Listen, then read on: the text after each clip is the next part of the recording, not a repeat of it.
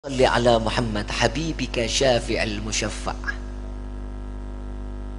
Kekasih yang pertolongannya akan ditolong oleh yang maha penolong. Nabi adalah kekasih Allah, dan saat beliau meminta syafaat pertolongan kepada Allah, pasti akan diberikan pertolongannya. Kita di saat nanti di yaumil qiyamah meminta syafaat siapa kita kalau bukan baginda Nabi Muhammad SAW? Saat orang berbondong-bondong lari ke sana, lari ke sini di padang mahsyar. Pak, Bu, simak baik-baik. Padang mahsyar ini awal mula terdapatnya suatu yang baik atau yang buruk, neraka atau sorga, sudah terlihat saat di padang mahsyar.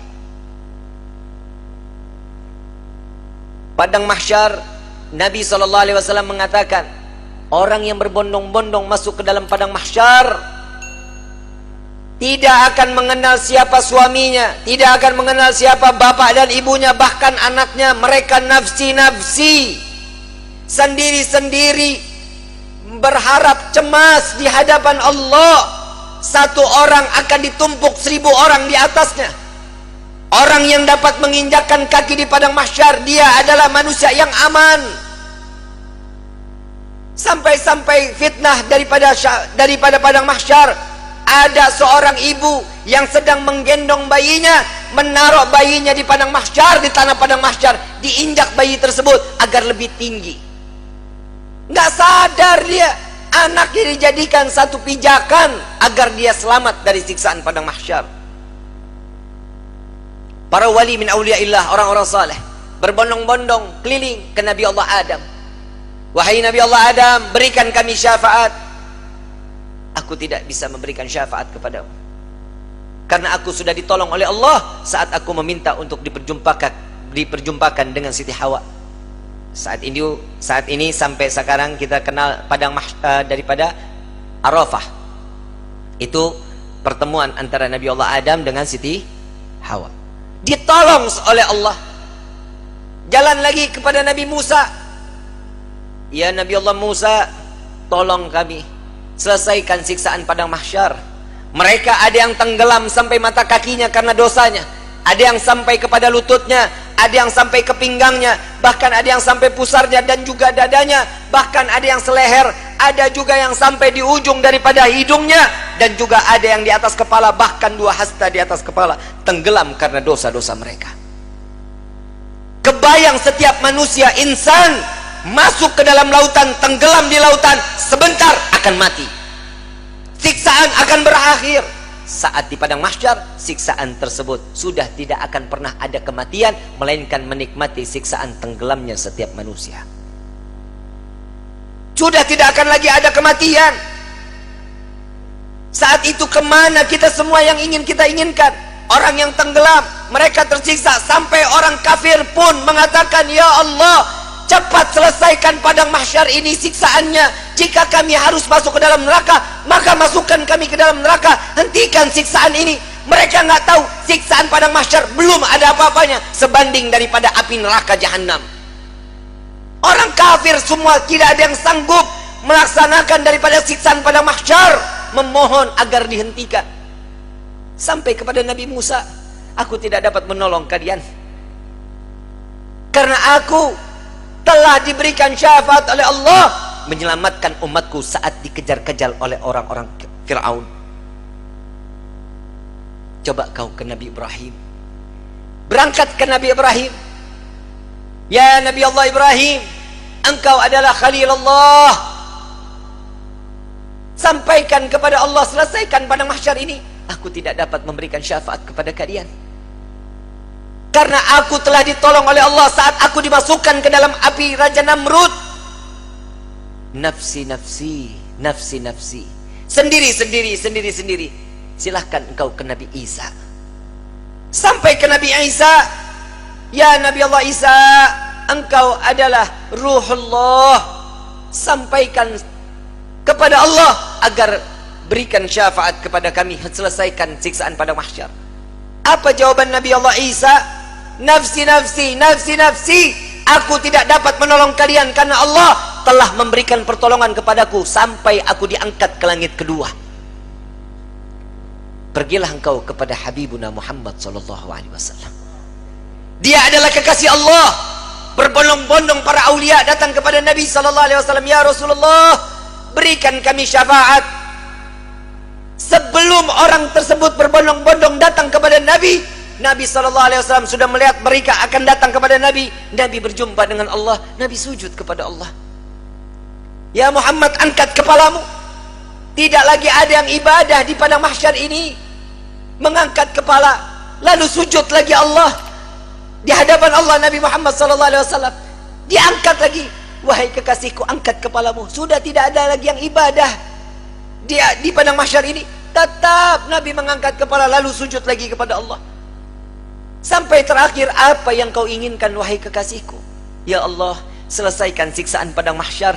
Biarkan mereka, masukkan mereka ke mizan penimbangan amal baik amal buruk mereka." "Ya Muhammad, engkau meminta tanpa sujud kepadaku, aku akan memberikan apa yang kau inginkan." Nabi Muhammad SAW tanpa sujud, jika dia meminta kepada Allah pasti akan dikabulkan. Dengan akhlak baginda Rasul SAW, beliau sujud, tahu beliau adalah seorang hamba yang pantasnya untuk sujud kepada Allah. Dia adalah Nabi SAW.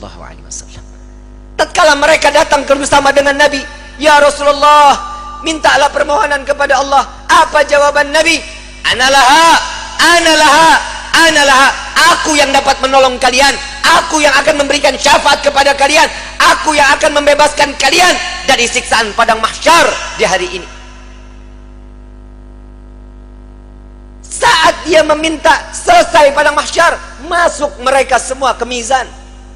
Sampai di mizan, Nabi berdiri di depan mizan melihat rombongan daripada umatnya. Saat beliau dalam keadaan dosa yang begitu besar, Nabi sujud kembali di hadapan Allah. "Ya Rabb," doa baginda Rasul sallallahu alaihi wasallam, "Ya Allah, ringankan beban dosa umatku, beratkan pahala mereka, ampuni dosa mereka ya Allah." Kita berbuat dosa di atas bumi Allah. Nabi yang terus menerus sampai di mizan pun Nabi sujud kepada Allah agar kita diselamatkan, dibebaskan, agar masuknya kita ke dalam syurganya Allah. Setelah mizan, Nabi SAW berdiri lagi di sirat.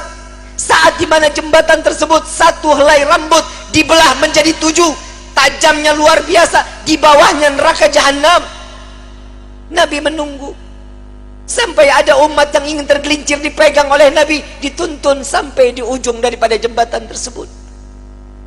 Nabi menjaga umat sampai saat di dalam surga kelak, Nabi berdiri di depan pintu surga, tidak masuk ke dalam pintu surga, menunggu satu persatu agar masuk, mereka dimasuk ke dalam surga. Sampai di dalam riwayat Siti Fatimah bertanya, "Ya Rasulullah, untuk apa kau berdiri di depan pintu surga?" "Aku menunggu umatku, jika satu yang tertinggal belum masuk ke dalam surga, maka aku tidak akan pernah masuk ke dalam surganya Allah." Huwa Muhammadah, dia adalah Sayyiduna Muhammad. Sampai di dalam satu riwayat lain, Rasulullah izin kepada Allah melihat daripada daftarnya umat satunya belum masuk ke dalam surganya Allah.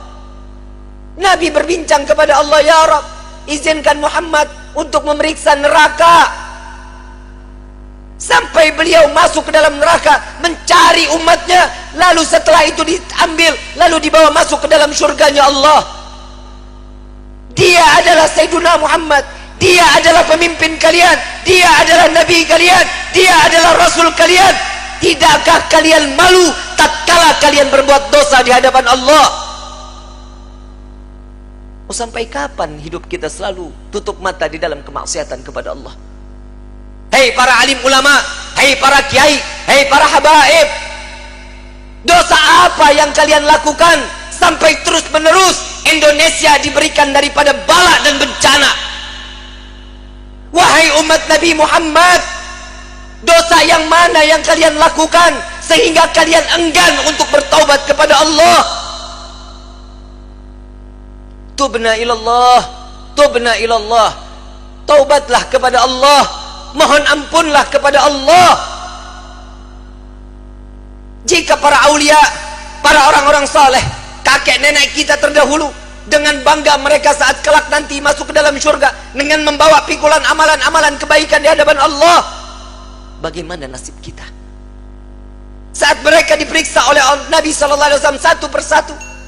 Dengan bangga Nabi mengatakan, dengan amalan mereka, zakat mereka, sedekah mereka, sholat malam mereka, Nabi mengatakan, dia adalah umatku ya Rabb.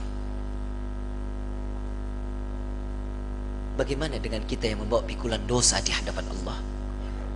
Tatkala kita membawa pikulan-pikulan dosa, dibuka, diperiksa oleh Nabi, Nabi tetap mengatakan, dia adalah umatku ya Allah, sambil meneteskan air mata di hadapan.